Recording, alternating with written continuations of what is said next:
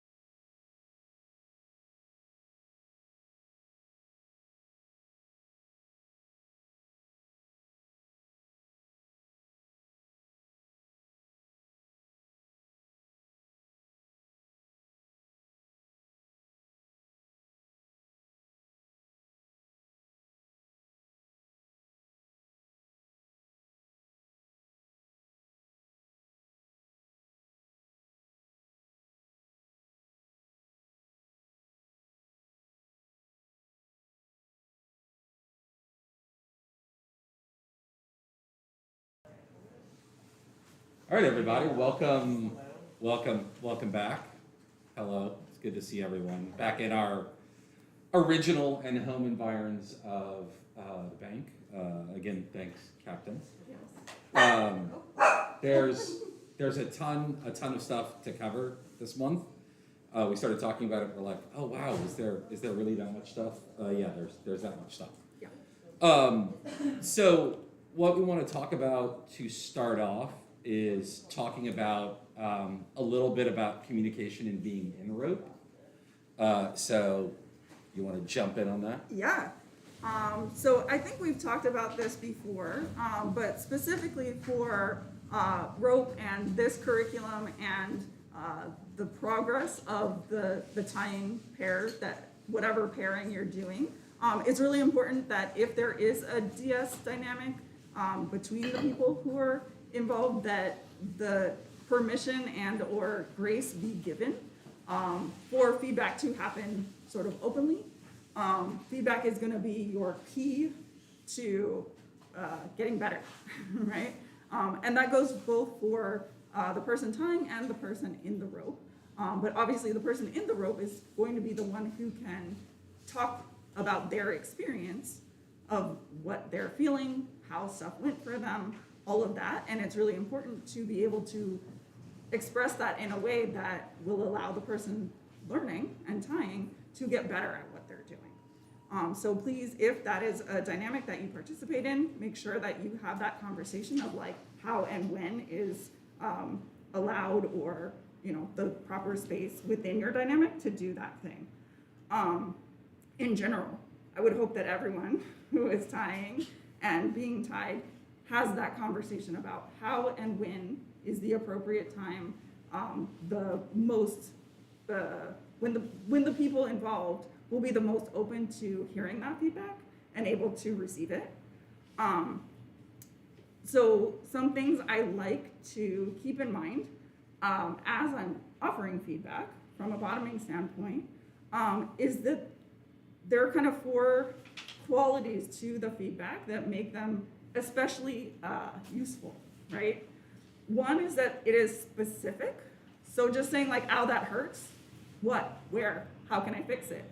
Just saying ow, or oh, that sucks, or whatever, without being more sort of pinpointed, won't get that thing to change as quickly as you might hope.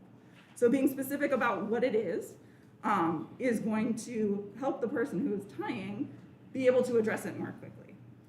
The second one is being timely about it. So if you have something that you would like to have changed, letting the person know how quickly you need it changed, but also giving it sort of as it's happening as much as you can.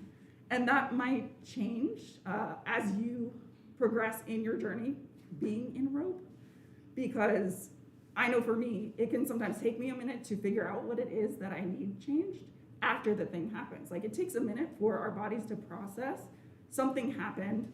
How can I translate that into words to be able to communicate it? So it needs to be both timely to when it happened, but also how soon you need it acted upon. Sometimes when Andrew and I are tying, I will say like, hey, when you get a minute, could you do X or Y or Z, because it's not urgent. Other times, if it is more urgent, I will say like, I need you to stop what that is and address this thing now, right? And that brings me to the next one, which is making sure that it is proportional to the situation. So the way that I give the feedback should match the seriousness of the ask, right? If my arm is broken, I should not say like, hey, when you get a minute. Not When you that get a anything minute. that drastic has happened. When you get a minute, could you call 911? Thankfully, right. But also like, oh, I have something that needs to be shifted, and I'm like, oh my God, could you please move that right now? Like, maybe that's not in accordance with what I'm asking, right? It should be, like I said, proportional to the gravity of the situation. So for instance, hey, when you get a minute, could you shift the line on my left thigh more toward my knee? Because it's not urgent, but it's something that would make it easier for me to do, right? And so actionable, as I just said, this is the 4th one, making sure that what you're saying while you're in the rope is actionable, so that they know exactly, if you know, communicating to them what you would like to have changed. This is a super complicated language to develop. Yeah. Part of the reason that Melissa and I are able to use such a shorthand with each other is because we've been tying together for a decade. Yeah. A lot of the phrasing and phraseology you might normally use may be inapplicable to the situations that you're in. So people use directionality like up, down, left, right, if you're upside down and the person is facing you and you say my left leg, is it left leg based on your orientation or my orientation of you? So I've Is it up, defaulted. is up this way? Yeah. Is up this way when you're upside down? Is up this way when you're right side up?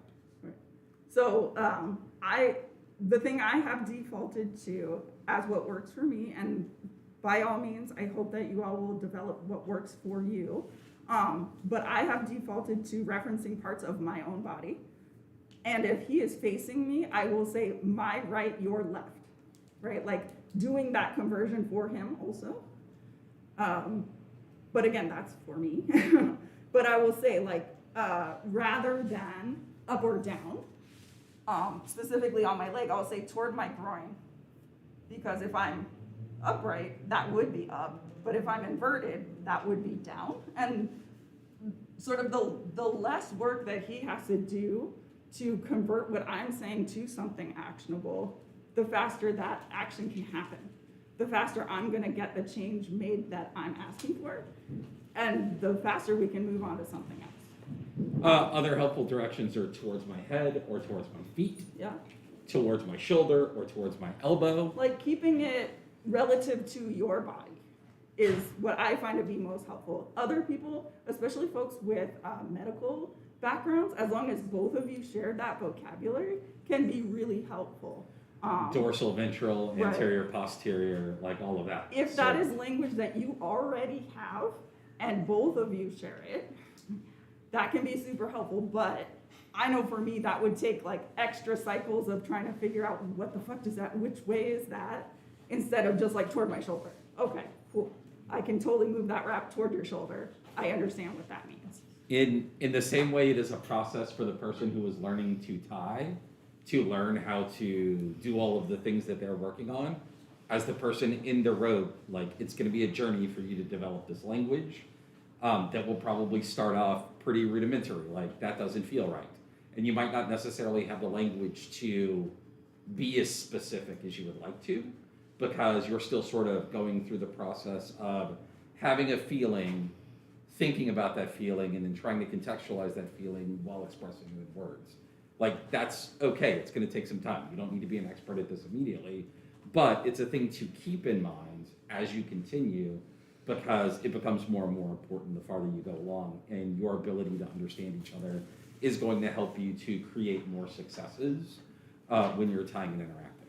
And we are going to, in the space of this curriculum, have some exercises to help build that vocabulary. I think it might be next month, possibly, where you're gonna be required to give feedback in an actionable and timely manner.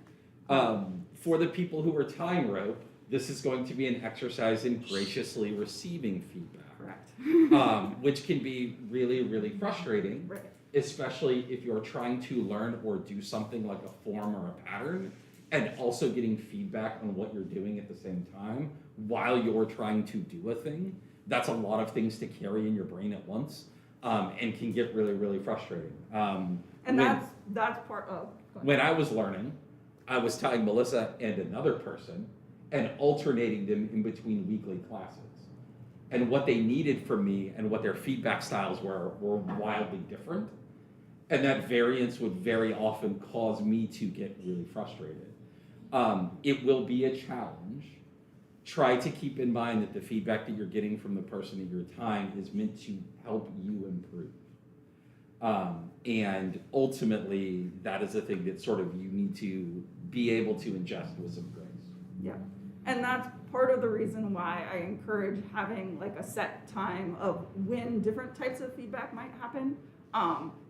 You may find yourself needing to give feedback in the moment of like, hey, I need this wrap moved, or that thing is causing me pain, like imminent, necessary, in the moment things.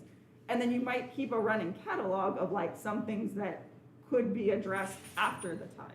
Of like when the rope is off and the person is no longer focusing on the pattern, then you can have a more in-depth conversation about maybe technique and handling that could prevent some of those things from needing to be adjusted so frequently. If you're noticing like specific things that consistently happen.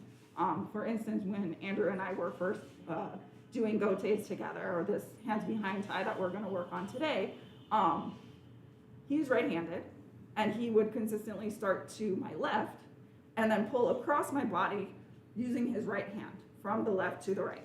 Because he is right-handed and he can use as much force as he wants to pull this straight line, I was winding up with subcutaneous bruising on my left arm every time we tied. And I was like, hey, I've been noticing this thing is happening. What do you think we could do to address it? And the thing we tried, a couple different things. We, one, started going to the right first, and then he's pulling with his non-dominant hand, and that worked. But also just being mindful of like pulling less firmly if he is coming from the left is another option, right? So because it was something I noticed as a pattern that was consistent, and it was something we talked about outside of the tying time, right? We kind of time boxed it and did it outside of that window. We were able to collaboratively come up with another option that addressed and sort of alleviated the problem without it being urgent every time because we're in the moment of time. I just completely relearned how to tie the pattern in the opposite direction. That's all, no big deal. In BD. Yeah. So one thing that I want to make sure that we touch on during this lesson is that both the people in the rope and the people tying are individually and collectively responsible for each other's safety. We follow a sort of guideline that is an acronym called PRIC. Some people go with RAC or SSC or whatever, these different acronyms. The reason I like PRIC, one, it's fun to say, but two, it stands for Personally Responsible Informed Consensual Kink, meaning each person is responsible for themselves. So as a person in rope, it is my responsibility to know what, at least to, as much as possible, to know the risks of what I'm going to engage in. That can be tricky because you don't know what you don't know, but asking a lot of questions, making sure that you have conversations with the person who's tying you, if you're gonna try something new, all of that kind of stuff to make sure that you understand what you're getting yourself into. But both of you are responsible for that. If the person tying doesn't feel like the person they are going to tie has a complete understanding of what's going to happen, maybe don't tie that thing at that time, right? Like, have them do more research, as the person in the rope, like, do more research if you don't feel like you have a great understanding of that thing before agreeing to do it. At any time, everyone is empowered to say, I don't feel good about this, let's wait, we'll do it another time, right? I would much rather people wait, feel comfortable before diving into something and having a terrible outcome. A couple things, because this is an activity that can lead to injury, as with everything in life, but specifically with rope, there are a couple things that I like to do to kind of check on my nerve sort of well-being as I'm being tied.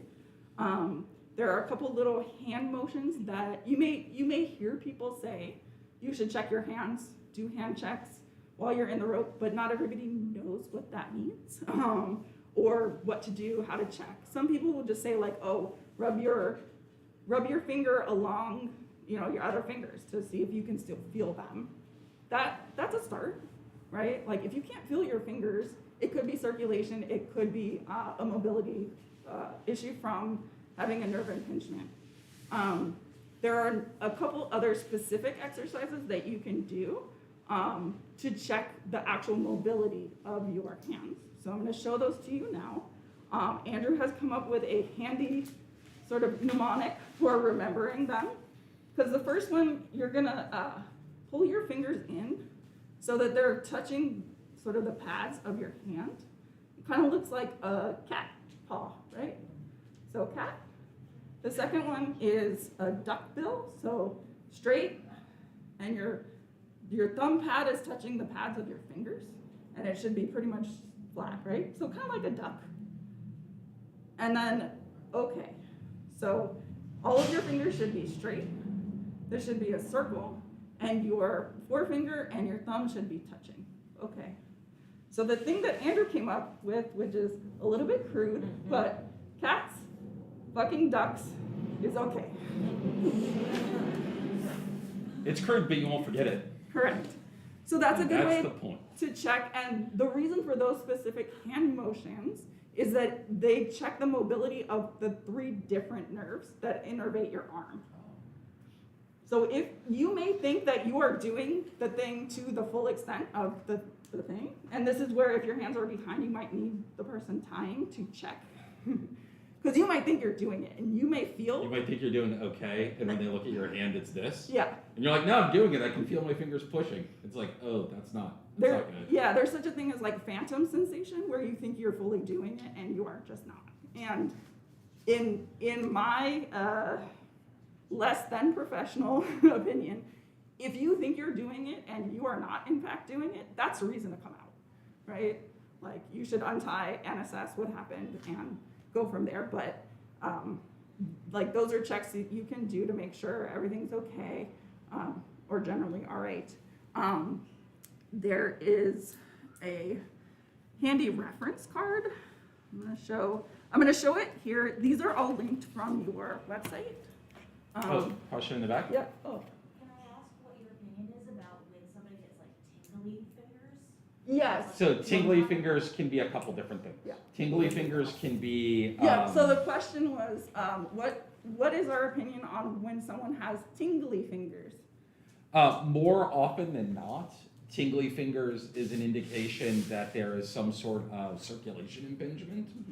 So blood is not necessarily flowing to that portion of the body. Which is common.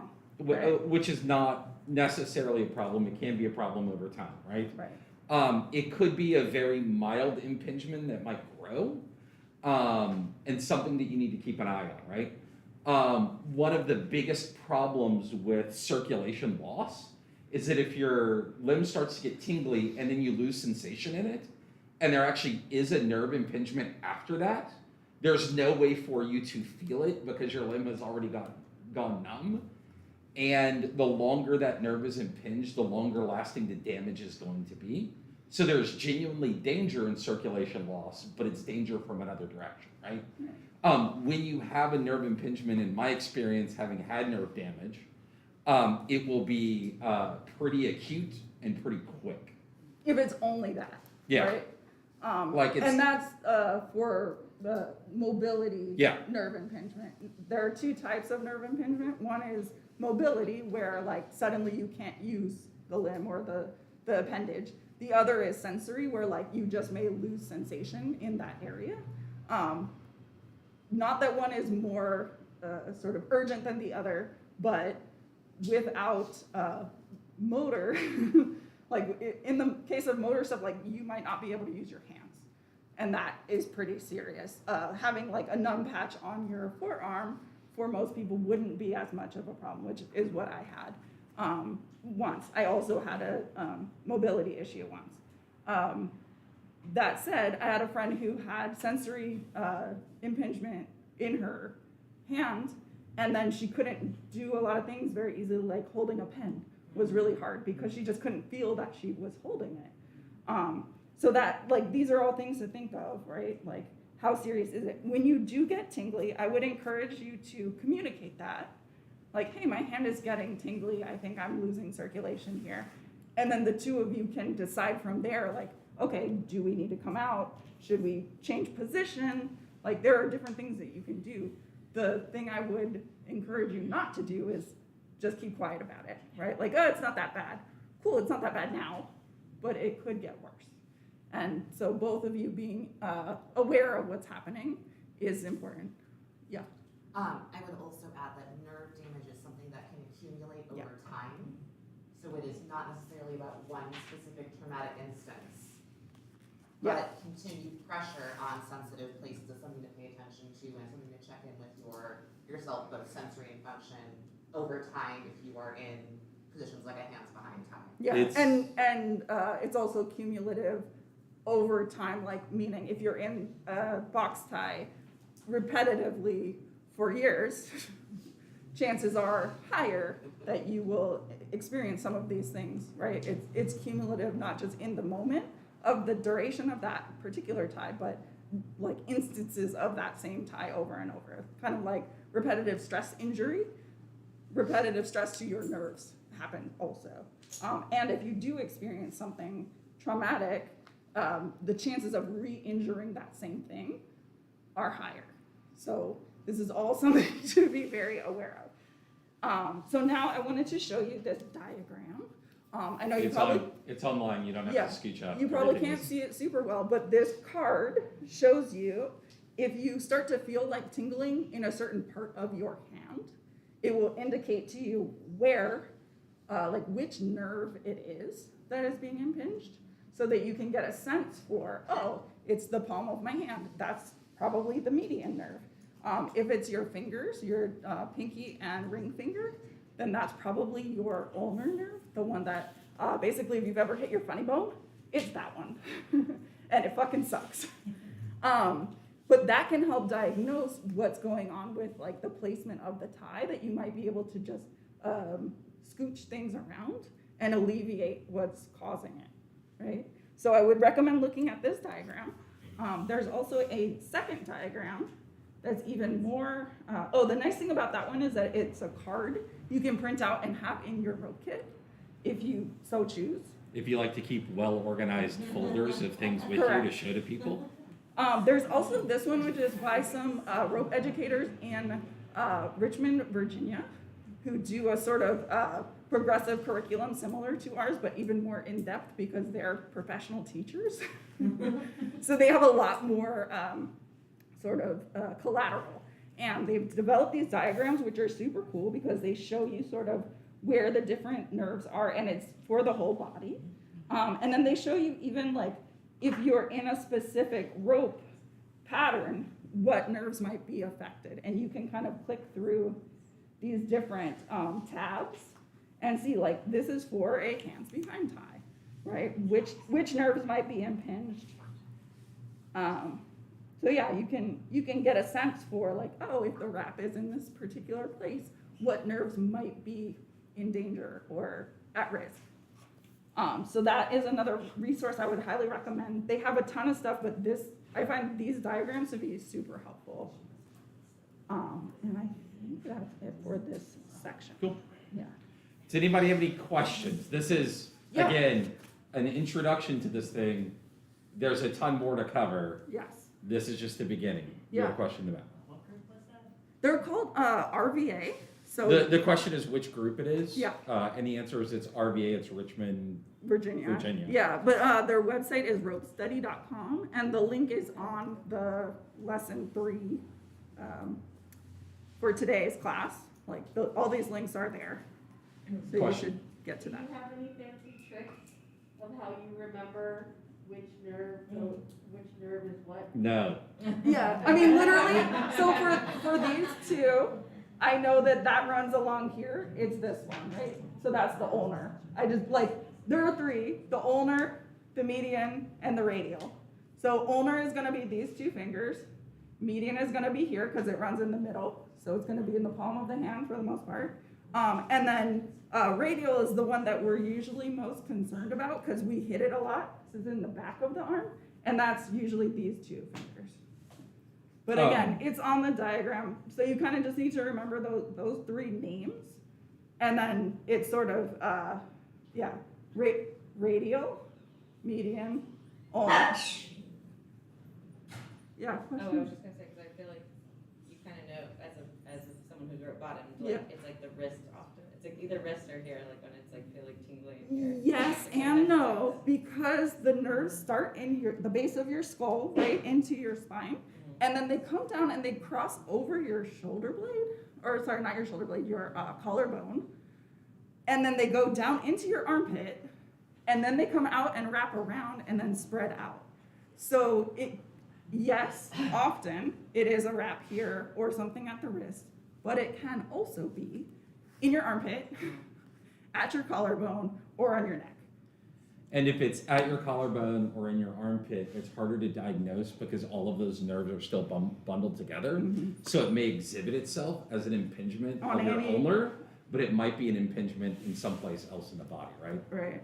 So like I had someone I was tying with, and they were in sort of the what people like to call the strappado position, like straight arms behind.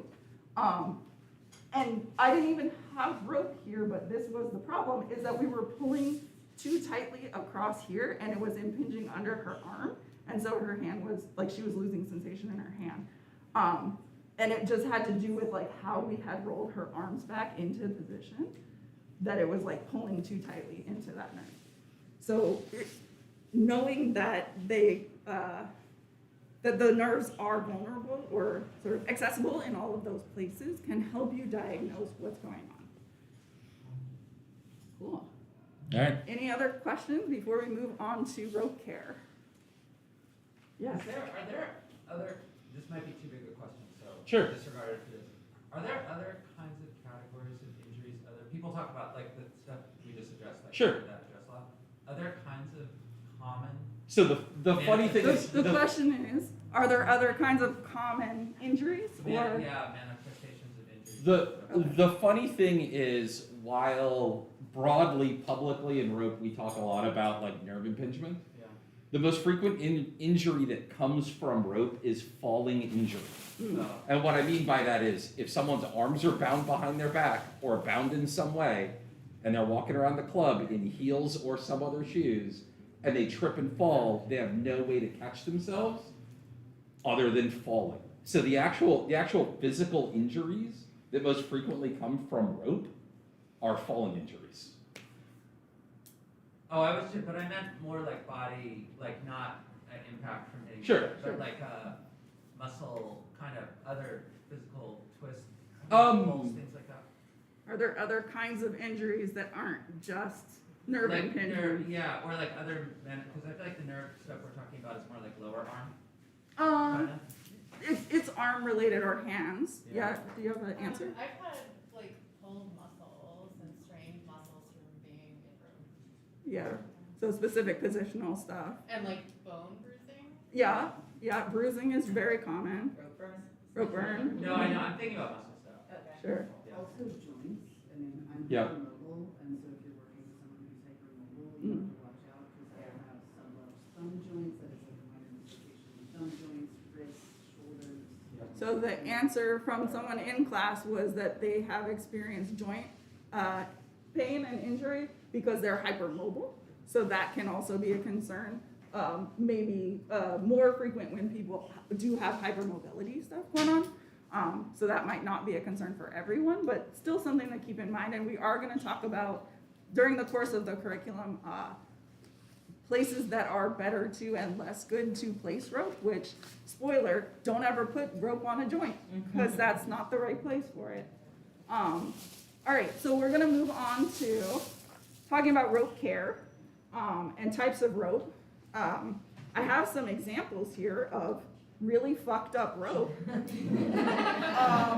So what happens is, whenever we damage our rope, we save it, and we save it as an example. For this class, we do not prescribe that you use a specific type of rope. If there are certain types of rope that you're using, we might need to have conversations with you about adjustments based on the advantages or disadvantages of those ropes. Yeah. We tend to, and most people who tend to tie in the broader community, tend to use a natural fiber rope. What it means when you use a natural fiber rope is that that is a consumable material that you will need to keep up and replace over the lifetime of your tying. The more you tie, the more quickly it will be consumed. The more rough you are with it, the more quickly it will be consumed. The less you take care of it, the more quickly it will be consumed.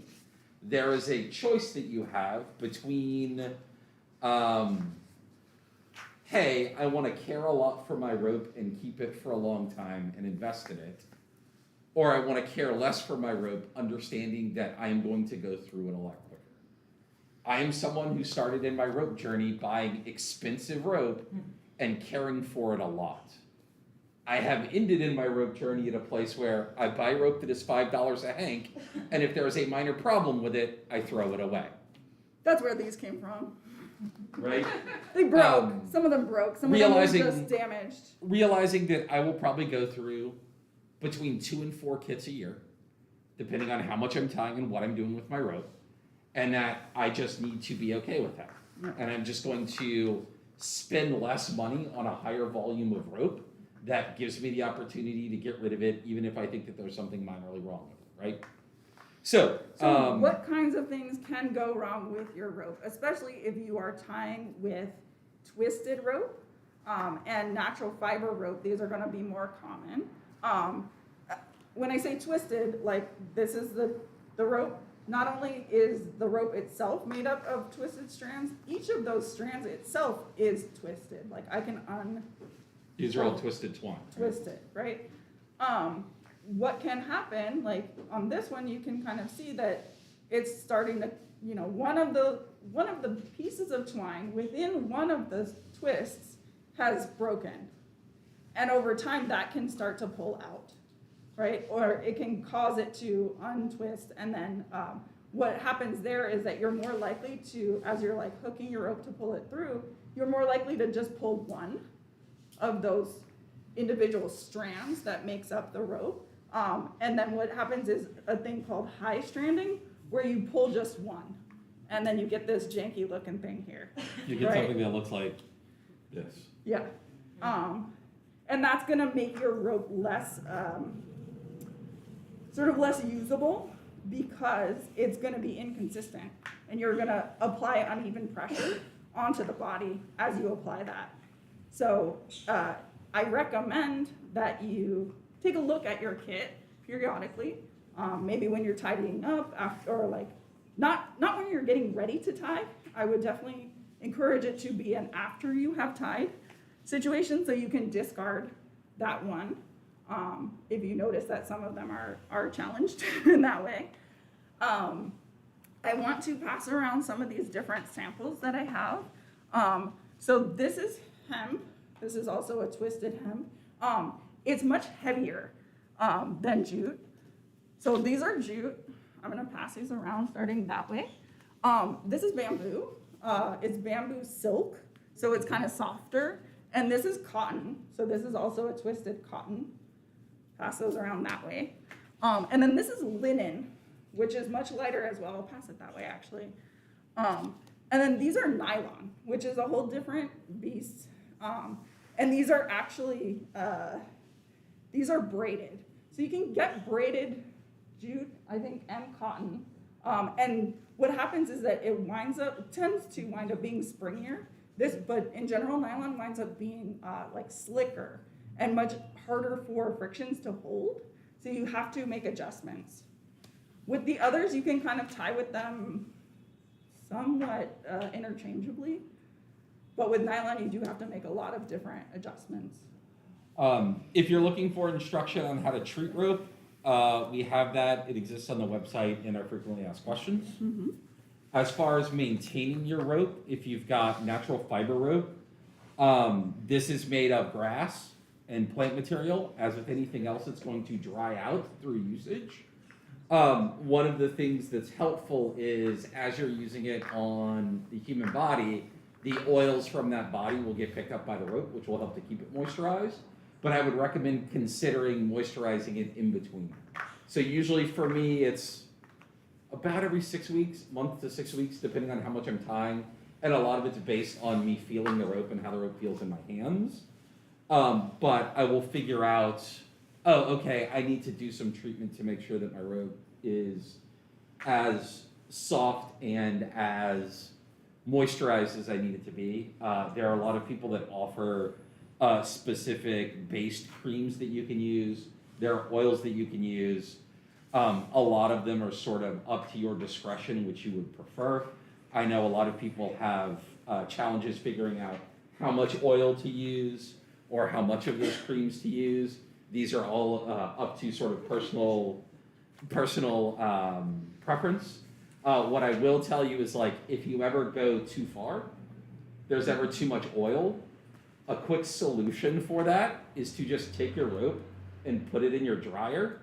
If you have access to a dryer. Turn it on high, put it in your dryer for 15 minutes, and it will evaporate a lot of what's on your rope. So if you're like, I ruined my rope, there's oil all over it, just evaporate that oil out. You can also attempt to do that by baking it. It's just a little bit easier and quicker to do it in your dryer. Yeah, you could also, if you don't have access to either an oven or a dryer for some reason, but you do have an iron, you can put a piece of fabric, like wrap it in a piece of fabric and then put the iron over it, and the heat will help like liquefy the oil, and then it will absorb into whatever fabric that is. Just know that that fabric then is probably garbage, right? So a couple things of why you might choose different kinds of rope, even if you normally tie with jute or hemp, but you might choose to use a nylon rope if you're going to be doing stuff that is especially messy or water-based. The nice thing about nylon is that it does not expand in water, so the knots will not expand and get tighter, where natural fiber will, right? So if you tie someone and then you submerge them in water, you will still be able to untie them. You can also then just throw that rope in the washing machine and wash it. I do not recommend washing natural fiber rope. It is a pain in the ass because it will shrink, and you can only get it back to its full length by drying it under tension, which most people don't have a huge, lovely apartment like this one, where you could stretch it out really far to hold that tension for its full length. So I don't recommend doing it. If you do need to clean your natural fiber rope, you can put it in the sun. Sunlight is an amazing disinfectant. That said, if you have someone's fluids on it, consider that that is now their rope.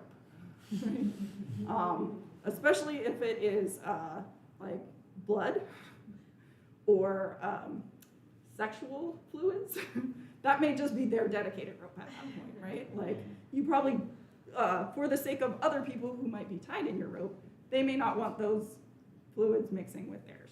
So consider that, and as someone who gets tied, you might have your own dedicated rope that is specifically for those things, like, hey, if we're gonna be doing crotch rope, this is my crotch rope, right? Or this is my mouth rope. I know that this is only used on me, it is mine.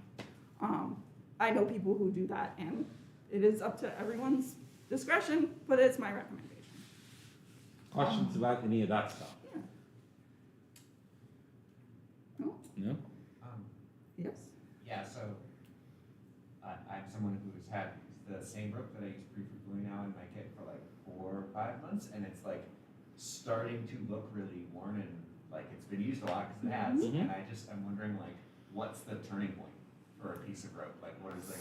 So Like this one, you can see it's starting to get a little funky, right?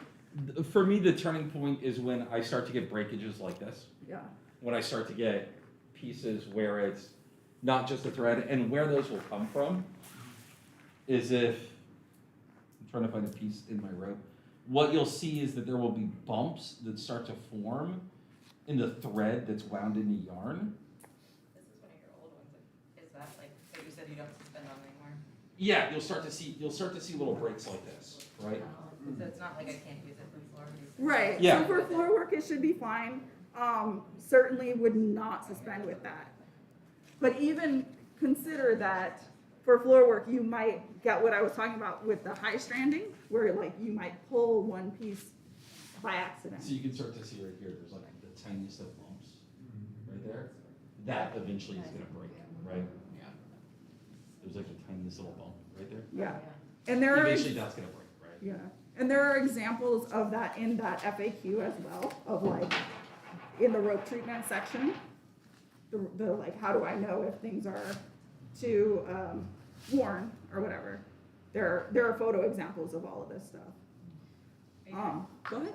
Are you gonna talk about ends at all? I can We talk about can. What do is you- your question about it? Yeah. Well, I've just like heard people talk about doing things to their ends, but I Oh. never fully like understood what So, they were saying, there or are- why you would do. There are something. there are sort of two options for what you can do with your rope ends. There are many options. Well, there are many options, Many but options. they fall into two categories. Yes.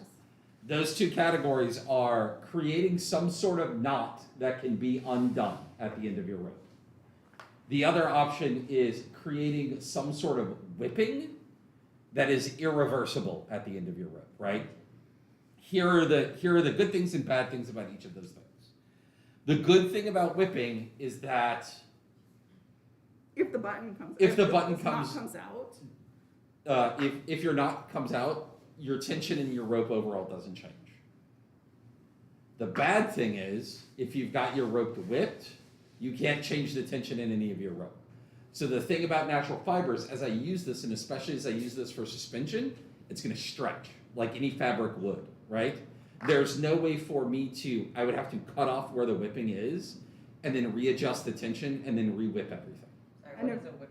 whipping is a sailing technique. Where you sew through the, Yeah, you basically wind up with an inch or so of like thread that's running. You may see it on other people's rope, but you wind up with about an inch worth of thread there.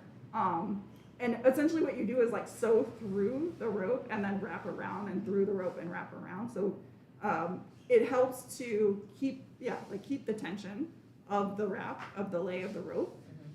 And it can be helpful to identify your rope as different from everyone else's rope, but it's a pain in the ass. It's a slow process. Whereas I don't if care to you- do it, If but- you have a knot that you can undo, like mine, I've undone the button Yeah. on my knot, right? If I have a high strand that's here in my rope, I can fix it and reset the tension by undoing that knot. Right. You can Once kind it's of whipped, that becomes really hard to do. you can kind of relay the rope into its groove, because when you untwist it, you can kind of see that it still kind of knows, right? It still knows what that twist was because it was in that position for so long. So you can kind of like relay that line in there and like fix it. It's just a time-consuming process, and if you're only paying $5 for each of your lengths of rope, it might not be worth it to you. The flip side is that my buttons will pop off really frequently, Yeah. right? But often, One time. what will happen is if there's a high strand or a problem with the rope somewhere only on one side of the rope, we'll like cut them and then just have a short length, which is helpful also, right? So it's not the end of the world and it's not a complete loss for that one strand or one length of rope. You can salvage it and have shorter pieces, right? Yeah, So if you're treating it, do you undo your buttons for when you're like, no. no, you just keep I do not. So the question was, do we undo the buttons to treat the rope? And no. The treatment is meant to be a conditioning, not a full like reset of the rope itself. So you want to keep the buttons on or the stopper knots on so that you don't encounter like this unspooling of it. It's really just to moisturize. Does that make sense? Cool. Any other questions about rope care and treatment? Yes. What are your thoughts on like the bite? Like it gets a lot of wear and particular focus in there. What do you think about like shifting the position of that bite? I think that if your bite is getting a lot of wear, then you need to rest your rope more often. So keeping your rope bundled like this, keeping your rope bundled in any way, in the same way folding your clothes causes your clothes to get wrinkles in them that need to be ironed out. Housing your rope in sort of any way that you have it bundled is going to cause you to get wrinkles in that rope. Typically, the way that most people bundle their rope includes folding it in half and creating a bite, right? If you're finding that your bite is getting worn because it's spending a whole lot of time bent, you should try to hang your ropes. And what I mean by hanging your ropes is like I use, buy a towel rack, like cheap towel rack from Bed Bath & Beyond or wherever, attach it at a high point in your ceiling and pull your rope down through it so it can just rest, laying out, and not be bundled and folded the entire time, Yeah. right? Or like we, as you all know, we live in this building, so we have a pipe similar to this one in the room here. You can, hang your rope over something like that, like something that's high where it will allow the rope to just kind of fall. Yeah, like Andrew said, it's like your clothes, they're gonna get wrinkles. So like this rope right now, I used to have this bite, kind of marked as it was folded, so it has a permanent kind of crease in it almost. Right, like if I've got my rope bundled like this, right, and my bite's really prevalent, as this portion of it starts to crease, any extra tension is going to push to where it can push, which is the end of this bite, and you're going to get a difference between the tension in the normal wrap of the rope and where the bite is. That's going to cause the bite to become looser, which means you're going to take more damage over time, which means just if you store your rope stretched out as opposed to in bundles, you won't have that problem. Or less, much less. I will often mark my bite kind of in this fashion where it's looped through, and that's gonna cause a crease, right? So I would encourage less of this. These are folded because they go in a little box that lives in my closet. These I don't tie with, they're just for sample. We should move on. Questions, additional questions, yeah.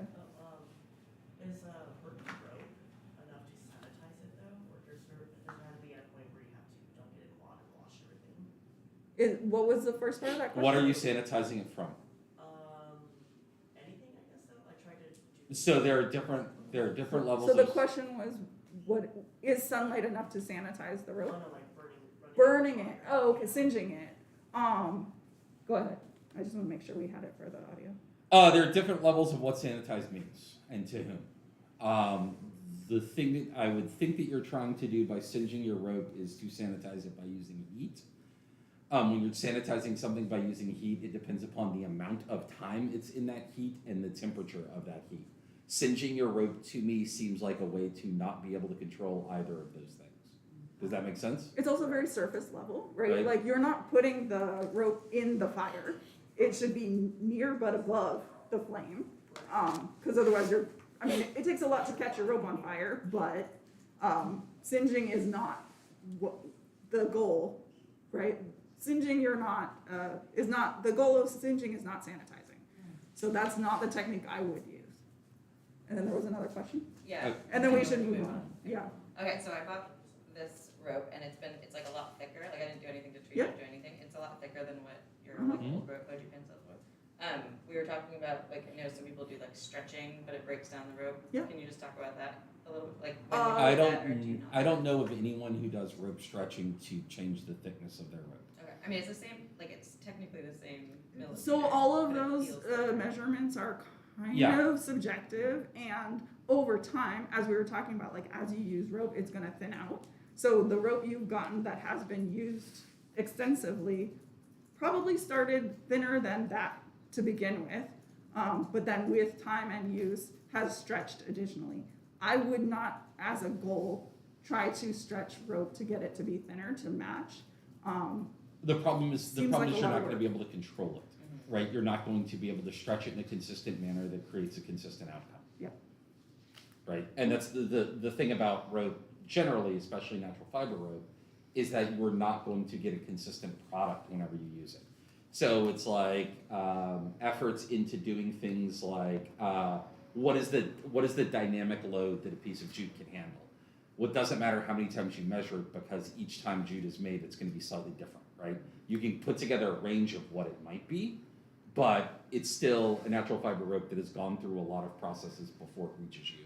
And in that way, like it's uncontrollable in some ways, right? And also, every time you test it, you're changing the material that you're testing, so it's never gonna be consistent from one piece to Yeah. another, or like from one test to another. All right, so the last thing I want to cover before we start tying is why I am teaching you what I am teaching you, which is why are we teaching a hands behind tie? This is a controversial pattern for a lot of reasons, primarily because it is fraught with a lot of injuries. The response that I have to why it is fraught with a lot of injuries, it is also the most ubiquitous thing tied. It is used most often, so it has created the most outcomes, so it has created the most injuries, right? We sort of have the most documentation about Yep. this particular thing, so that's what we know that there have been a lot of injuries with. Is the pattern itself important to me? No.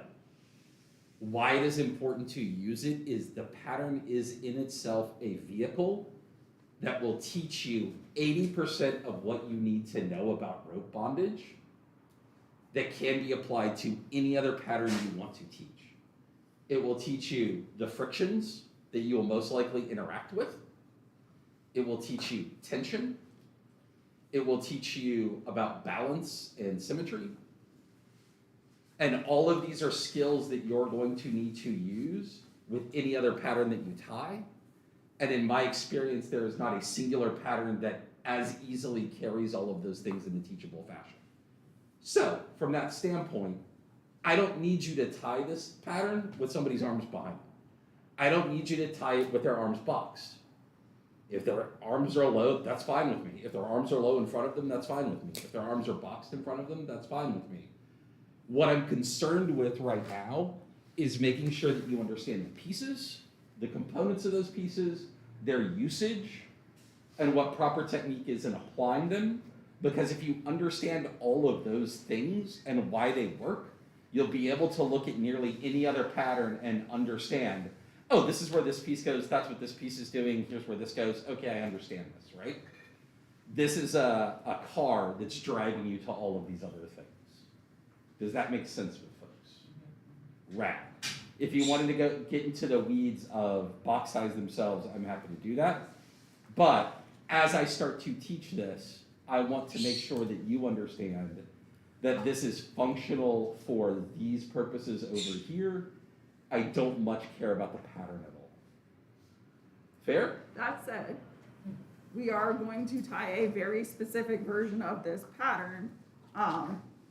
We will ask, and I think we talked about this in the first class, like what we show you and the sort of the way that we construct the components is what we're going to be looking at. So please don't try to incorporate stuff you've learned in other versions of this tie, because we won't be able to assess whether it was done correctly. Does that make sense to folks? Like, we're looking at how you execute these components. If you try to pull in other components, we can't help you, and that's not what we're here for. Cool. So let's do a little bit of a warm-up. So we're gonna do a warm-up. We're gonna have you all tie through a couple of things. I'm gonna make some observations. I'll sort of talk through that feedback with the class and each of you individually, and then we'll tie some more. Make sense? So for this particular exercise, you're only gonna need one rope. So So you have watch what us I am first. doing, and actually the TV's over here. It's gonna be better. Or should we be on this? No, we're fine. So you have options. You can either tie the hands behind. You can tie a single column around the waist. You can tie the hands in front. I would probably start with the hands behind because the nature of this practice is going to be one where you don't want to hit people in the face with the rope. So, single column tie, put one wrap around the upper torso. So you don't even need the hands in If you there. can't see what I am doing, probably move to this side so you can. Yeah, you don't need the hands in, like, to give the shoulders a rest, because we are gonna be doing, stuff that does involve the arms as a later part of this class. So for this exercise, you can just have the arms down. What we are warming up with this is we're warming up using our finger as a crochet hook. One of the things that I had the hardest time learning when I was learning rope was to use my finger as a crochet hook. And so what we're gonna do is we're gonna make an X friction that repeats itself by taking our finger, sticking it into the rope where we want the rope, or sticking it into the pattern where we want the rope to come out of. So stick it in here, the rope comes out in that direction. Stick it in here, the rope comes out in that direction. In here. Much like last month's exercise where you were learning how to control the ends of your rope, this is another chance for you to practice that, having both hands on the rope as you're working. And notice, if I keep my hand on the rope all the way to here, as soon as I let go, my finger's already in the right place to do the next thing that I need to do. My finger's already in the right place to do the next thing I need to do. And Finger's already in the right place. And by keeping your hand on the rope at all times, you're maintaining tension in the rope, which makes it move a lot more smoothly through the pattern. It's almost as if you created like a steel bar, right? You can move that steel bar through much more quickly and easily than you could if it's just like this draping, trailing rope that you can't control. It's gonna hit you, it's gonna hit the person you're tying, maybe the people around you. We don't want that. We would like for you to have fluidity and confidence with where you're moving the rope. Once you've gotten a giant mess that you've created on If somebody's you don't back, look gross, this is not an aesthetics exercise, this is simply a handling exercise. you're gonna do the opposite thing, which is bring your finger through, right? I bring the rope over it, I turn my finger, right? Finger through, finger through, finger through, finger through. And notice I'm not, I'm not plucking to get to the rope, like I'm not plucking here with my 2 fingers, Ankle looks slightly more, thank you. right? So, Can you do that one more time? He's gonna do it a bunch more times. Yes. So bringing the rope to your finger and your finger to the rope is gonna be the key to this, right? So rather than trying to pull, pluck, you're gonna get the rope on your finger and then hook and pull.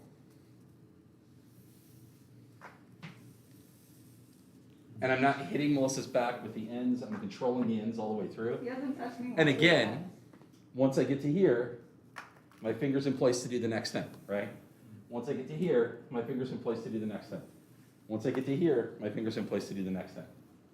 The increased efficiency of being able to use both of your hands is going to increase your ability to tie quickly if you need to, right?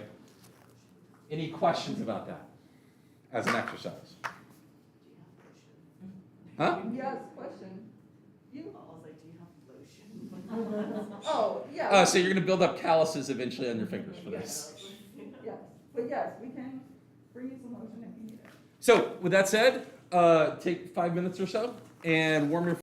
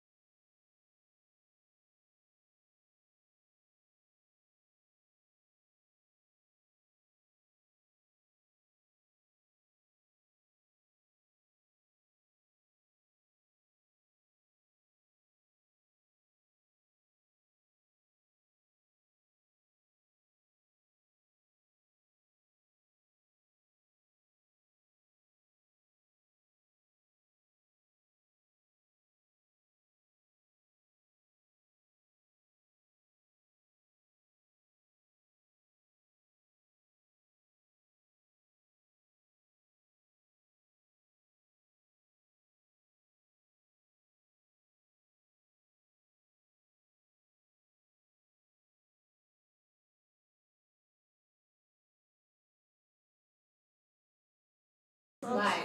My count's 10. That's what I got, yeah, but. All right. I'll do- Welcome back. So,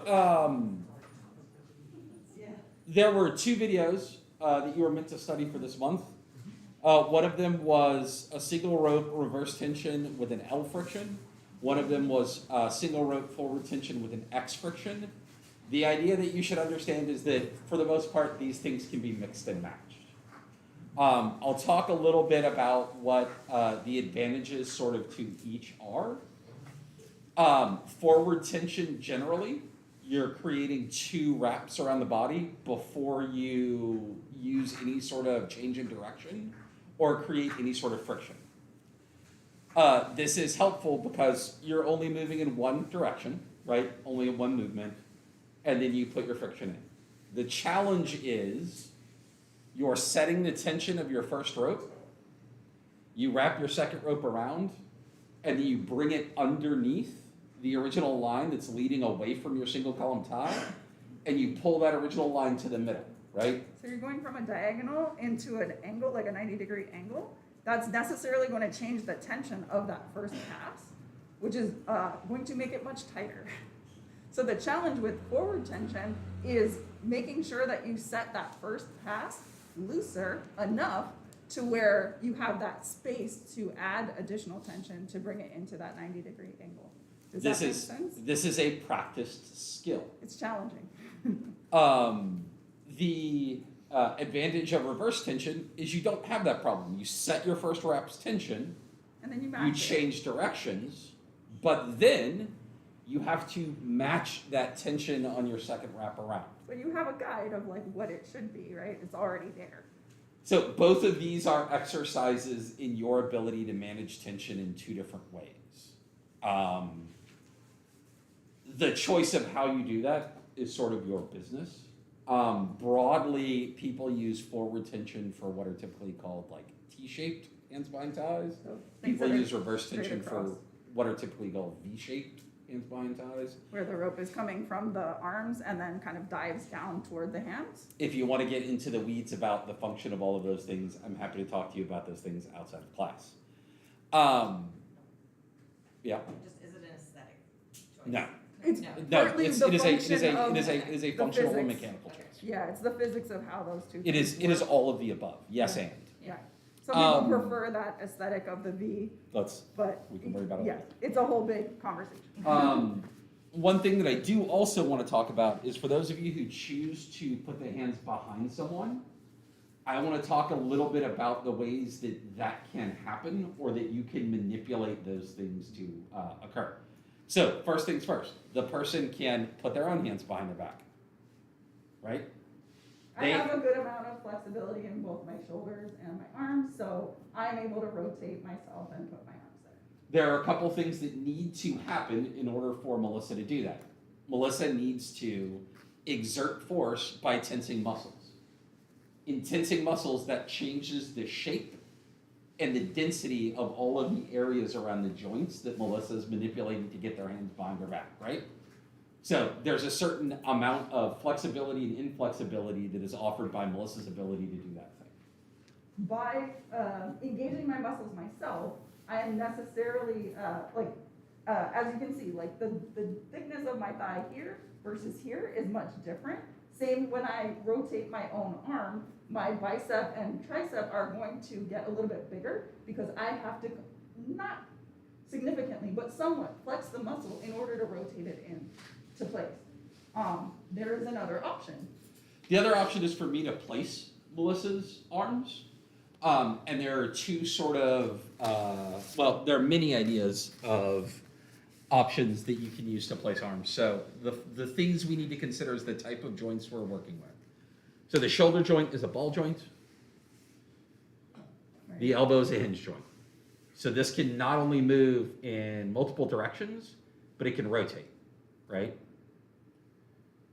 Right? I have a lot of different options of where I can go because my shoulder joint is has not been compromised. I do have mobility in that joint.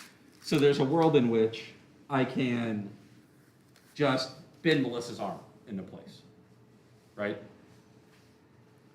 There's also a world in which I can rotate Melissa's arm, and then bend it in place. Right? There's a world in which I can physically move the flesh of Melissa's arm, rotate it, and move it in place. Right? And this is going to change the mobility and the structure of this shoulder. There is not an optimal way to do this because there is no such thing as an optimal body. All bodies are different, and it's important that you think about those differences and you work through these as options in order to find the best fit for the person that you are tying. On the day that you're tying, right? Yep. So even if I can do this today, tomorrow maybe we did this too many times and now my shoulder's tired and I can't. So make sure you check in about what's working today as you're tying these. If you are not going to have the hands behind, disregard. If you are going to have the hands behind, start to think about and experiment with ways that the hands can get behind the back in order to ensure that they're comfortable for the people that are being tied. And Right. for some people, because it's hard to know, especially as you're starting out in a rope, what comfortable even means or what sustainable might mean in that particular position for you. For some people, it means that you are in a position to where you can fully relax and you don't feel like you immediately would drop your arms if you relax, like even without the rope on them. For other people, it's going to mean like, this is a little bit of work, but knowing that rope is going to be there to support it, I'll be fine. For other people, it's gonna be like, nope, this isn't for me. Cool, do either like a low hands behind or tie in front, and that's also totally fine, right? Everybody's gonna be different, and we're here to help you find what that different thing that works for you is. We're not here to require you to be in a specific thing.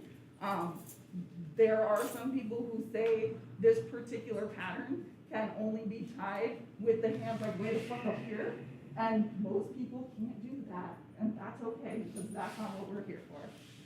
Make sense? More than anything, I want to call it out because I want to give you the option to experiment with it. Because quite frequently, in moving your hands to this place, you have a very different level of mobility than if someone places your hands for you. And I want to make sure that you have in your toolkit the ability to experiment with people and land in that place that's comfortable for them if what they want is a hands behind tie.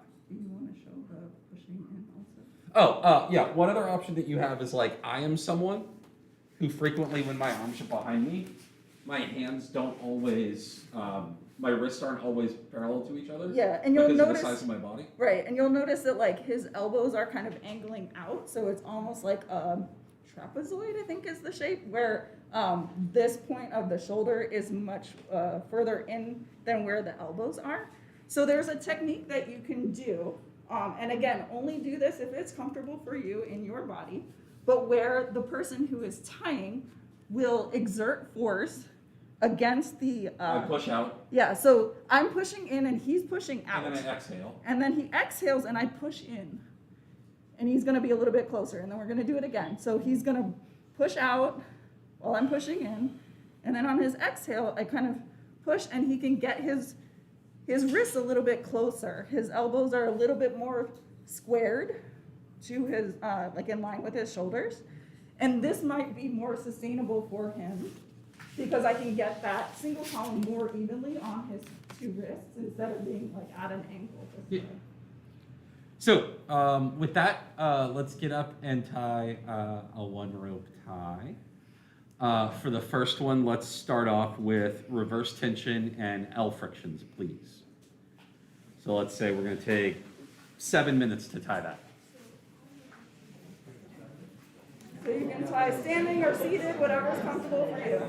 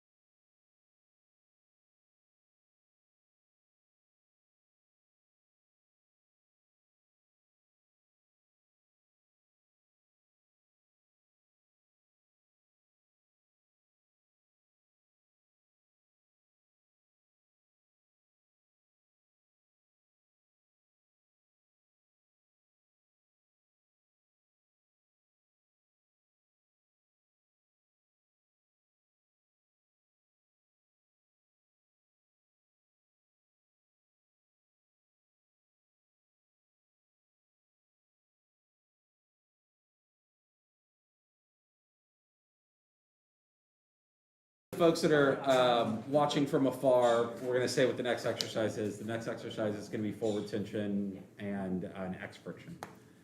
So matching what So, we did in the video. Yeah, Forward tension, X friction, go. yeah. Go.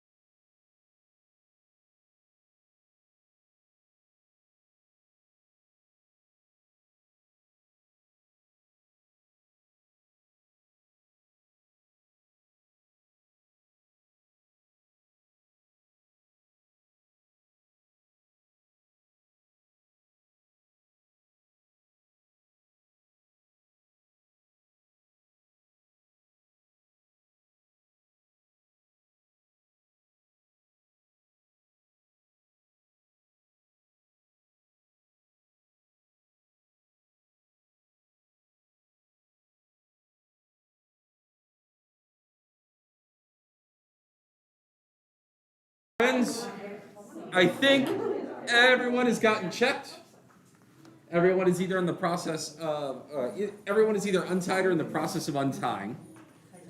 For the folks who are at home watching, and for everyone in this room, when you don't have a helpful person on your shoulder like me or Melissa or Nora or Jessica or Captain, I want to talk to you really quickly about what good looks like and how you can diagnose, or how I diagnose when I am looking at your ties, what good is. So, what that will require is for you to tie one of these ties. To not use sort of moral judgment terms, like what a well-executed version of this tie looks like. Sure. So, I will do. Take off my watch. Okay. There should be nothing to be learned in watching me tie this. You should already know how to tie this, as is evidenced by you just having tied it. But there are a couple finer points that we're gonna talk about, and it's notes that I know I gave to some people about how to execute these more effectively. So it's less about the pattern and more about like little refinements. Right? First things first. After you tie your single column, make sure to rotate it all the way until it touches the person's back that you are tying. So that knot should be touching the person. If they don't feel it touch them, maybe give some feedback of like, hey, is that not touching my back? If your single column keeps opening up and you're doing the directionality properly, it's because you didn't rotate the knot all the way to touch the person's back.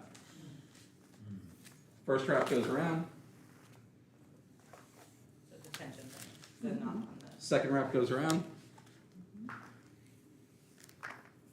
Catch under. So, in nearly all of these patterns, you are going to pass close to the body. So keep that in mind. Meaning going underneath the rope instead of coming over the rope. You're gonna come between the rope and the body, meaning close to the body.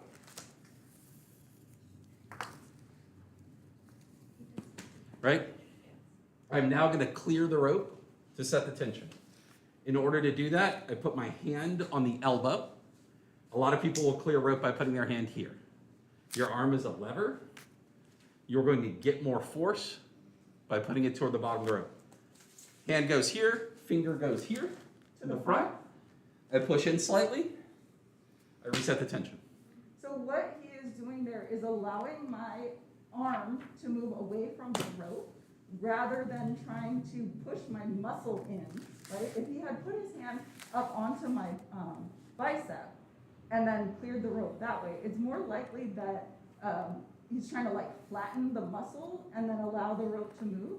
By putting pressure in at the elbow, my whole arm can actually move in. For me personally, that mechanically works. So that the muscle itself, like he's not shifting the muscle, he's moving the rope away from the muscle to allow the muscle fibers to reset to where they normally would be. So, what am I checking when I check your rope? So, you've constructed your tie, I walk up to check your rope. First thing I do is I check your tension by putting my finger between the two wraps and pulling away. What I'm looking for is if I can feel one of these wraps more than the other. So in this instance, the tension's pretty good. In this instance, and I can tell by looking at it, the tension is not great. This line is much tighter than this line. And you can almost see it, right? When my finger pulls away, right? So that's thing number one, tension. Thing number two, I'm looking for is symmetry. So are these wraps the same distance from the shoulders down the torso? The way I check that is by using my hand. I take the knuckle of my first finger and I put it on the bone that most protrudes from the shoulder, and I stretch my fingers out and I measure using my hands, right? Is this about the same distance? In this instance, it's pretty close. The next thing I check is where your friction falls on the spine. Is it on the spine? Melissa's worn a handy dandy sports bra that shows exactly where Melissa's spine is. So I had a way to cheat. The third thing I check is the consistency of the knots and frictions. So this knot is held together, it is directionally accurate, it is small and it is firm. The friction itself, is it small, is it compact, is it firm, is it well executed? If all of those things have happened properly, then you have executed this successfully. You wanna look at the front as well. Yeah. So things may be horizontal in the back and be wonky in the front. And that's okay. Not everyone's symmetrical. Maybe your preference and your physiology means that for this particular tie or any tie, things shouldn't be horizontal or symmetrical. That's okay as long as that is your known preference or a thing that you determine to be the case, and that is a thing you've communicated between each other. It doesn't have to be perfectly horizontal if that's what works for your body, but that is something that I would encourage you to look at and determine, is this on purpose or was that a mistake, right? Like, is it horizontal because that's the choice, or was it by accident that it's wonky? Cool. Yeah. Questions about what I am looking for when I am judging what you have tied? Yes. Is there any way to fix, like you said, on the right, the tension isn't the same, is there any way to fix it, or you just have to kind of start over? Untie and retie? Yeah. What was the question? The question was, is there a way, while still tied, to fix that tension where Andrew had noted one line within the wrap was tighter than the other on the right side, and the only way to fix that particular thing is to untie and retie. Yeah, it will always be slightly off. Any other questions? All right, so now that you know what good looks like, I want you to tie me a reverse tension with an X friction, and then raise your hand when you are ready to do that.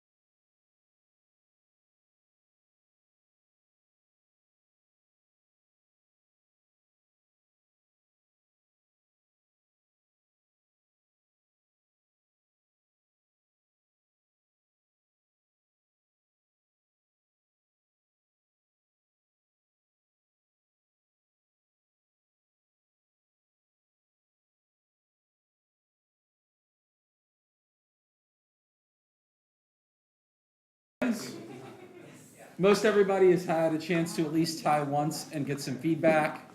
It looks like things between the first iteration of what we were doing and the second iteration pretty roundly improved. So the one thing I would say is, as you are practicing this at home, take notes and keep notes on what your tendencies are. Like, do you have a tendency for the shoulders to be uneven? Do you have a tendency to not have the knot in the middle of the back? Like, what's going to happen when you start to learn these things is you're going to tie it, and it's going to be, you're going to have a high variance in the things that you assess when you assess it, right? So sort of get your assessment of like, this is the process by which I assess every single time. Keep that assessment consistent and write down this. And you're gonna go from like a high variance of like, I make a different mistake every time, to a place where you start to make consistently the same mistakes. And you're gonna be able to engineer out consistently making the same mistakes to where it gets better and better each time that you tie it. Does that make sense for folks? Cool. Does anyone have any questions about all of this stuff? It's a lot of content today, a lot of things that go into your brain parts. No questions at all? Okay. Captain, you had an announcement you wanted to make. Oh, Is it for public or just for the folks in the room? Yeah, it should be public. Okay. I haven't made the flyer yet, but I have a link that's live on my Instagram right now for an evening class with Talandua and Olivia in February. So I'm just letting y'all know that, and then I'll post the flyer, but I can't leave flyers, so I gotta wait for So in case folks didn't hear that on the stream, there's an upcoming event at the bank next month in February with Tamandua and Olivia. Captain hasn't posted a flyer yet because graphic skills challenge, but that will be forthcoming. Just sort of a. So if you want tickets, there's a live link on Captain's Instagram right now. If you want to volunteer time to help Captain with graphic design, you can just slide right into their DMs. Looking for graphical assistance. Yeah. So for next month, we're going to be doing a hands in front tie. That video will be posted today on the YouTube. I am going to tell you this ahead of time. It's a pain in the ass. This is consistently the hardest singular class that most of our students have in this curriculum, is learning this tie. The existence of the tie is to teach you how to manage your tension. And if you are not managing your tension well, it will be very hard to tie and will be very, very fucking frustrating. Every time we get done with class, I ask people, should I take this out? And every single time they say, no, I hated it, but you need to keep it in. So understand that your frustration will exist for a reason. Understand that it is frustrating, but the goal is actually to teach you something, not just to drive you crazy. Yeah. It's my favorite. There you go. I tie it over and over again, it's my favorite. Yeah. Some people love it, but it is a pain in the ass to learn. But the learning is for a reason. Why is it your favorite? Some people really like the aesthetic of it. All right. Yeah. We're early. With that said, we are slightly early, but we are done. Thanks for your work. Thanks for coming prepared for this month. The video will go up as quickly as possible. If you can, clean up your space. Please stack your mats where you found them. Yeah, and I think that Ash is organizing a brunch after this. So, Trying to. what's that? Office hours. So, Yeah, office hours tomorrow on the Discord, I believe from 6 to 8. If any questions pop in your head, feel free to jump onto Discord. I will be there in video chat, just anxious to answer any questions you have. yeah. And if you had questions about what we talked about today, like that weren't quite pertinent, feel free. We have Or a if few you're minutes. like, Andrew, tell me what's the difference between a T-shaped Gote and a V-shaped Gote. That's the place to ask that. Yeah.